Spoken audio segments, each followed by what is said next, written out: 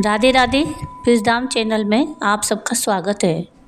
तो मौनी अमावस्या व्रत हर साल माघ मास की अमावस्या तिथि को किया जाता है। इस वर्ष मौनी अमावस्या 29 जनवरी बुधवार को है। धर्म ग्रंथों और शास्त्रों में इस अमावस्या का विशेष महत्व बताया गया है। इस पर यह भी मान्यता है कि मौनी अमावस्या के दिन अगर महोदय नामक योग बन जाए तो यह और भी लाभप्रद और कल्याणकारी हो जाता है। इस व्रत को करने से पितृ संतुष्ट और प्रसन्न होते हैं और घर में सुख समृद्धि और संतति की वृद्धि होती है। इस दिन स्नान और दान करने से पुण्य की प्राप्ति होती है। भगवान विष्णु की कृपा से व्यक्ति के जीवन में सुख और समृद्धि आती है, उसके पाप मिटते हैं और वह मोक्ष की प्राप्ति करता है। मौनी अमावस्या पर पितरों की तृप्ति के लिए तर्पण, पिंडदान, श्राद्ध आदि करते हैं। गृहस्थ और साधु सन्यासी मौनी अमावस्या के दिन व्रत रखते हैं और पूजन करते हैं। पूजा के समय आपको मौनी अमावस्या की व्रत कथा सुननी चाहिए। इससे आपका व्रत पूर्ण होगा और आपको पुण्य फल प्राप्त होगा। तो आइए सुनते हैं मौनी अमावस्या की व्रत कथा।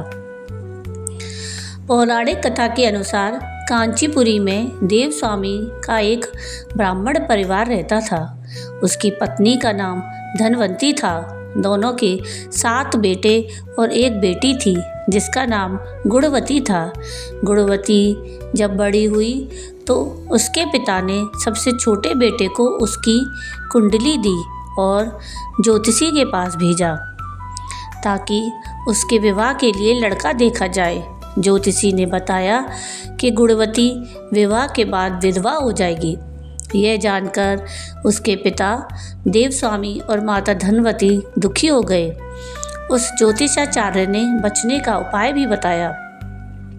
ज्योतिषाचार्य ने कहा कि सिंगल द्वीप में सोमा धोबिन रहती है जो बहुत ही पतिव्रता है। यदि सोमा धोबिन तुम्हारे घर आकर पूजा करे और अपना अर्जित पुण्य दान कर दे तो गुणवती का सुहाग बच जाएगा और वह दोष मिट जाएगा। यह जानकर देवस्वामी ने बेटी गुणवती को सबसे छोटे बेटे के साथ सोमा धोबिन के घर सिंगल द्वीप भेजा। दोनों भाई बहन घर से निकलकर सोमा के घर की ओर चल दिए। दोनों समुद्र के किनारे पहुँचे और उसे पार करने के बारे में सोचने लगे। दोनों को भूख और प्यास लगी थी। दोनों एक पीपल के पेड़ के नीचे बैठ गए। उस पेड़ पर एक गिद्ध का परिवार भी रहता था।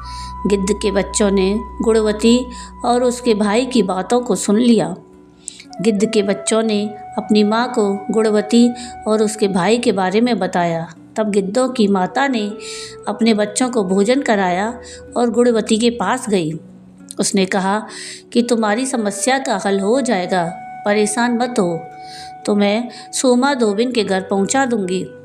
गिद्ध माता की बातें सुनकर दोनों भाई बहन खुश हो गए। अगली सुबह गिद्ध माता ने गुणवती और उसके भाई को समुद्र पार कराया और सोमा धोबिन के पास ले गई। गुणवती सोमा धोबिन के घर के पास ही रहने लगी।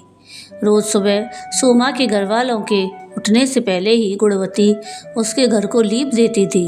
एक दिन सोमा ने अपनी बहू से पूछा कि रोज़ घर कौन लीपता है। तब उसने कहा कि उसके अलावा ये काम कौन करेगा। सोमा को विश्वास नहीं हुआ और वह पूरी रात जागती रही।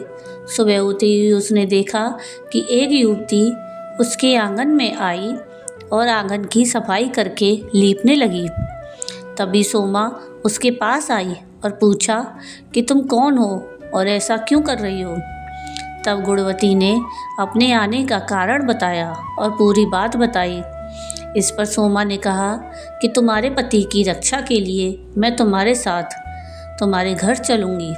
एक दिन सोमा गुणवती के घर गई। उस दिन गुणवती का विवाह हुआ।